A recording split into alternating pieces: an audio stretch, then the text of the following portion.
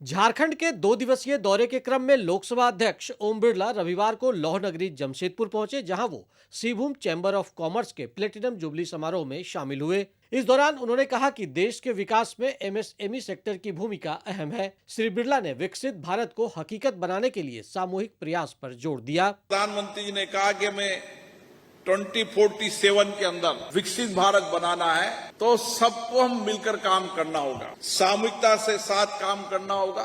दुनिया के बदलती हुई तकनीकी ज्ञान टेक्नोलॉजी के अनुसार काम करना होगा। दुनिया के अंदर बदलती हुई व्यापारिक प्रतिस्पर्धा के अंदर काम करना होगा। ऑपरेशन सिंदूर की चर्चा करते हुए उन्होंने कहा कि भारतीय सेना के शौर्य और पराक्रम पर देश को गर्व है। लोकसभा अध्यक्ष ने कहा कि भारत औद्योगिक विकास से लेकर रक्षा क्षेत्र में लगातार सशक्त हो रहा है। उन्होंने कहा कि प्रधानमंत्री नरेंद्र मोदी के दूरदर्शी नेतृत्व में भारत रक्षा उत्पादन में आत्मनिर्भरता की डगर पर है।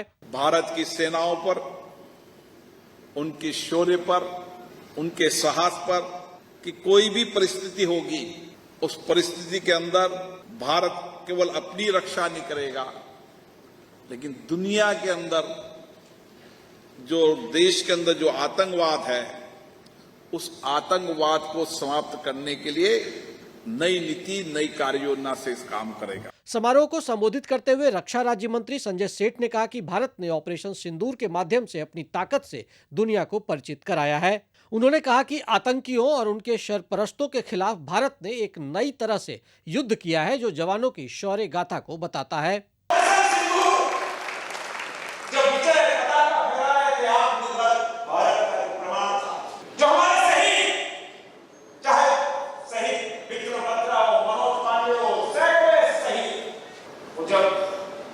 तिरंगा लेकर चौकी जीतते हैं, जहां -30 डिग्री, -40 डिग्री टेम्परेचर होता है, वो ऊर्जा भारत माता की जय करा करते हैं, तो उनका लहू गर्म हो जाता है। इससे पहले रांची पहुंचने पर लोकसभा अध्यक्ष का पारंपरिक तरीके से स्वागत हुआ। उन्होंने भगवान बिरसा मुंडा को श्रद्धांजलि अर्पित की, साथ ही क्रांतिकारियों के सम्मान में बने बिरसा मुंडा संग्रहालय का भ्रमण भी किया। उन्होंने देश के विकास में जनजातीय समुदायों के योगदान की सराहना की। जंगल जमीन के लिए, उनकी संस्कृति और संस्कारों के लिए, जनजातीय संस्कृति को बचाने के लिए उन्होंने एक लंबा संघर्ष किया और उनका संघर्ष हम सबको प्रेरणा देता है। लोकसभा अध्यक्ष के रूप में ओम बिरला का यह पहला झारखंड दौरा कई अर्थों में सार्थक रहा।